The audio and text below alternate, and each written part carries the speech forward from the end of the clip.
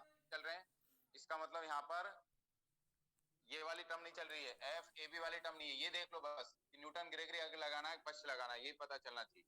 सिद्ध करने में देखो एक बार कैसे बहुपद आ रहे हैं, एफ ए आ रहा है, एफ बी आ रहा है और एफ सी आ रहा है, मतलब विभाजित अंतर यूज ही नहीं है उसमें, इसलिए यहाँ पर न्यूटन का नहीं लगेगा। किससे करना है इसको, लांगराज अंतर्वेशन से करना है।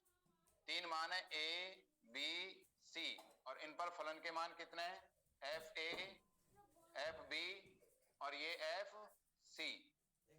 अब लांगराज का फॉर्मूला लिख रहा हूं सीधा मैं, सिद्ध करने वाली टर्म को मैं नहीं लिख रहा हूं यहाँ पर, लांगराज अंतर्वेशन। अब ये लिखना भी तुम्हें समझ में आ जाना चाहिए वैसे तो, इसके सवाल यदि किए होंगे तुमने तो। क्या लिखेंगे, एफ एक्स इक्वल टू, बताओ पहली लाइन, जो एफ एक्स जीरो, पहले फॉर्मूला लिखना समझ लो, तुम उतारना शुरू कर देते हो। पहला फॉर्म पहले किसके लिए लिखेंगे, ए के लिए, तो यहां पर लिखेंगे एफ ए, फॉर्मूला याद रखने की जरूरत नहीं सीधा।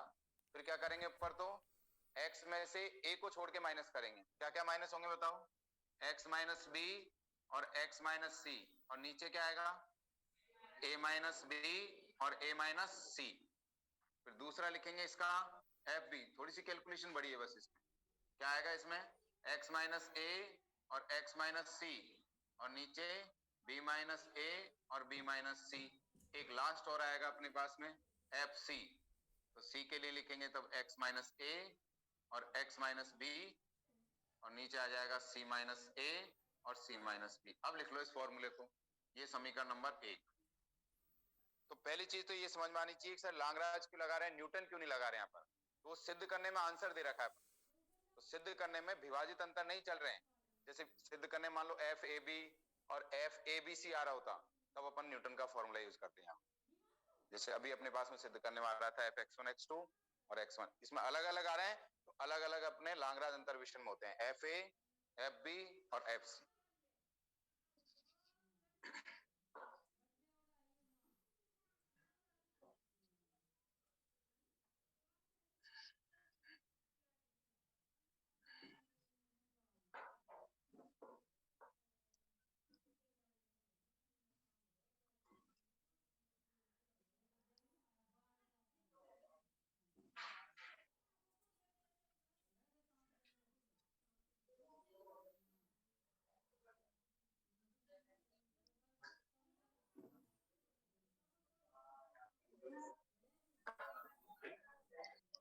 अब इधर देखो एक बार, करना वही है अधिकतम और न्यूनतम, तो इसका अवकलन करना है, लेकिन इतने बड़े अवकलन करने में थोड़ी सी कैलकुलेशन बड़ी होगी।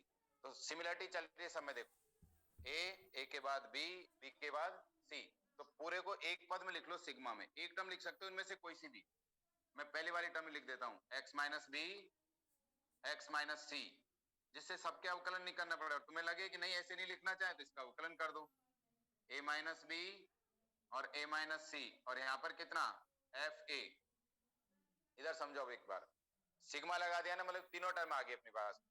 एक टर्म के लिए सॉल्व करेंगे, फिर दोबारा सिग्मा हटा देंगे, तो इसी प्रकार अवकलन इसका, जैसे इसका करेंगे वैसे इसका अवकलन होना है, और वैसे इसका अवकलन होना है। चेंज क्या होगा, ए की जगह बी आना है, बी की जगह सी आना है, इसलिए पूरे को सिग्मा में लिखा है।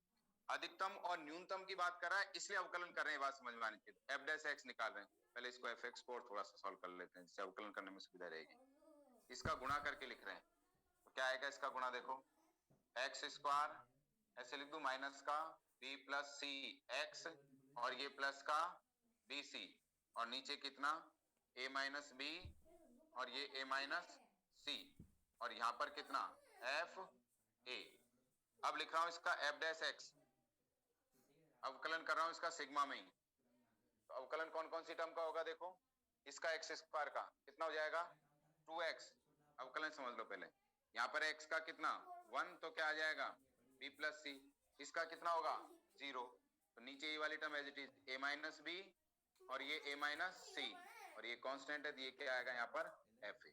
ये अवकलन समझ में आ गया, पहले सबके देखो, एक्स स्क्वायर का अवकलन हो गया 2x, नीचे वाली टर्म तो कांस्टेंट एज इट इज रहेगी, ये भी कांस्टेंट है, ये इधर एज इट इज रहेगी, इसका अवकलन 1 और प्लस में इसका अवकलन करेंगे तो इसका क्या हो जाएगा 0, ये अवकलन हुआ है।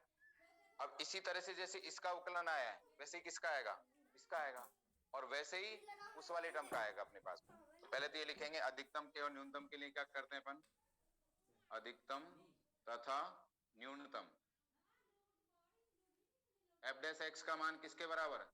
0 के बराबर। यहाँ पे लिखेंगे sigma 2x minus b plus c upon a minus B और a minus c equal to क्या लिखेंगे? 0। यहां तक कोई प्रॉब्लम है तो पूछ लो। अधिकतम और न्यूनतम जब भी पूछा हो एफ डैश एक्स का मान 0 के बराबर, तो एफ डैश एक्स को क्या रख दिया यहाँ पर? 0। सिग्मा में रहने दिया है। अब सिग्मा हटाएंगे तब क्या टर्म आएगी बता? ये वाली टर्म तो एज इट इज आएगी। क्या लिखेंगे? सिग्मा हटाएंगे तो 2x, इसको और समझ लो, लास्ट पे उतार लेना आराम से। b प्लस सी और यहाँ पर कितना? a माइनस बी और ये a माइनस सी प्लस, जैसे इसका अवकलन किया था वैसे इसका करेंगे। तो 2x तो इसमें भी आएगा, तो क्या आएगा इसमें बताओ? 2x माइनस a प्लस सी और नीचे टर्म यही रहेगी b माइनस a और b माइनस सी प्लस, इसका अवकलन करेंगे तो वही 2x minus a plus B और नीचे b माइनस a और b minus C equals to क्या लिखेंगे? 0।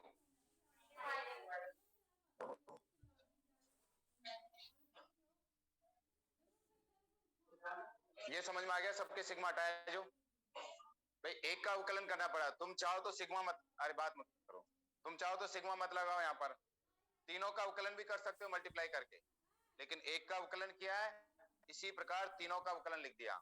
अब तुम्हें क्या करना है? इन तीनों से किसका मान निकालना है? देखो सिद्ध करने में, देखो किसकी वैल्यू पूछी है? x की वैल्यू पूछी है। तो इसमें x वाले पदों को अलग करके बाकी पद को उधर ले जाकर x का क्या निकालना है? मान निकालना है। वही आंसर है तुम्हारा। उतार लो यहाँ तक। क्या रह गया? हाँ आएंगे, वो भी तीनों आएंगे। ये लिखना भूल गया मैं, यहाँ पर भी आएगा एफ ए, यहाँ पर भी लिखना है ना एफ ए। अब ये कैलकुलेशन तुम्हारे लिए छोड़ रहा हूँ, नहीं तो मैं करवाऊंगा कल। ये एफ बी और ये एफ सी, ये तीनों है भाई, गलती से रहे हैं। एफ ए भी है, एफ बी भी है और एफ सी भी है, तीनों साथ में है।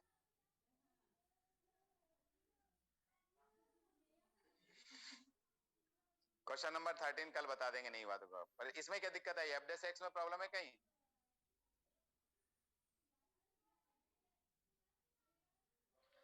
भाई ये फॉर्मूला लिखा है और इसके बाद इसको ये सिग्मा में लिखा है, ये समझ में आ गया कि पहले बताओ? तीनों टर्म एक जैसी थी, सिग्मा में लिख दिया। तुम्हें अगर ये समझ में नहीं आ रहा है तो यही रहने दो। सब जगह एफ ए है, कहीं छोटा नहीं। एफ ए, फिर अगले में आएगा एफ बी और अगले में आएगा एफ सी। इसके बाद में इसको मल्टीप्लाई करके लिखा है, गुणा कर लो एक बार, इसका गुणा करके लिखा है, फिर इसका अवकलन किया है और ये टर्म आई है। अधिकतम और न्यूनतम के लिए एफ डैश एक्स को 0 के बराबर करते हैं तो ये टर्म आई है। ये केवल एक को सॉल्व किया था अपन ने इसको, इसी प्रकार इसको सॉल्व करेंगे तब ये आएगा, सिग्मा हटा दिया और ये वाली टर्म आएगी। एक्स वाले पद अलग करके, बिना एक्स वाले पद अलग करके एक्स की वैल्यू निकालते ही तुम्हारा आंसर आ जाएगा। एक्स का मान तुम्हें निकालना है। तो आज टाइम हो गया तो नहीं निकलेगा तो फिर कल निकलो। ऑनलाइन वाले ध्यान से सुन लेना, कार्ड जमा करवा देना, और जिनको दिक्कत है ना वही 8-10 बच्चे।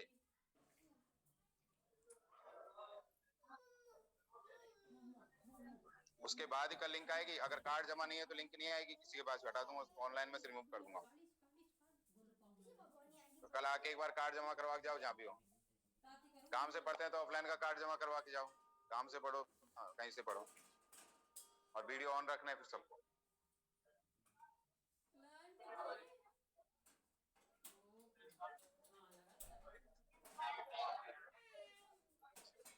मत आओ तो जमा करा दो, कार्ड जमा कराओ, ऑनलाइन पढ़ लो, मेरी तरफ से कोई दिक्कत।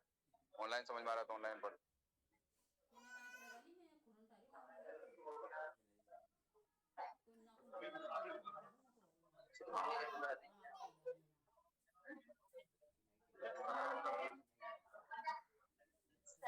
हाँ बेटा, जमा नहीं करवा सकती हूँ, पापा ने इसे बोला कि सर क्या नाम है? कर देना इसको, लाओ संगीत कार्ड होगा ना, ऑनलाइन पढ़ेगी क्या? कार्ड अभी जमा करवाया है क्या? बना देना इसको, कलेक्ट कर देना, लोग ठीक है।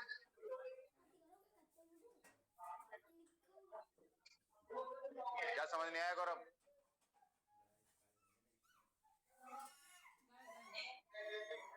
कार्ड की फोटो नहीं, कार्ड ही जमा करानी है।